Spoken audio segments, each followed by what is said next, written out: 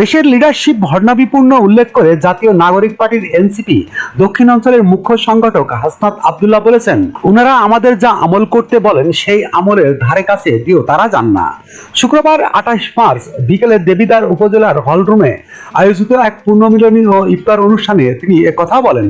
হাসনাত আব্দুল্লাহ বলেন, যারা service produce করেন তারা কখনো সার্ভিসের কনজুমার না।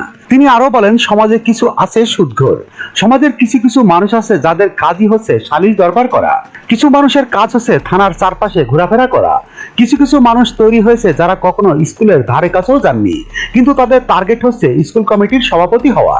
জাতীয় নাগরিক পার্টির দক্ষিণ অঞ্চলের এই মুখ্য সংগঠক বলেন, আসলে তাদের দোষ দিয়ে লাভ নেই, দোষটা কিন্তু আমাদের, আমরা সচেতনভাবে তাদের প্রতিহত করি না। অনুষ্ঠানে দেবিদ্বারের নেতৃত্বের প্রসঙ্গেও কথা বলেন হাসনাত। তিনি বলেন, দেবিদ্বারের নেতৃত্বে তারাই আসছেন যারা কখনো দেবিদ্বারে থাকেননি, যারা এখানকার অলিগলি চেনেন না, দেবিদ্বারে বাজার করে কখনো খাননি, এমনকি দেবিদ্বারের শিক্ষা প্রতিষ্ঠানেও তারা পড়াশোনা করেনি। দেবিদ্বারে কি সমস্যা এটাই তারা জানেন না। আক্ষেপ করে এনসিপি এ নেতা আরো বলেন, দেবিদ্বারে ধুলামাটি থেকে গড়ে ওঠা নেতৃত্ব আমরা কখনো পাইনি। এ সময় পাবলিকিয়ান অ্যাসোসিয়েশনের সভাপতি জিল্লুর রহমান, সাধারণ সম্পাদক শরীফুল ইসলাম আরাফাত, সাবেক সভাপতি মোহাম্মদ সাইফুল ইসলাম প্রমুখ বক্তব্য রাখেন। ASBD 24 সত্য প্রকাশে প্রতিশ্রুতিবদ্ধ। চ্যানেলটি সাবস্ক্রাইব করুন।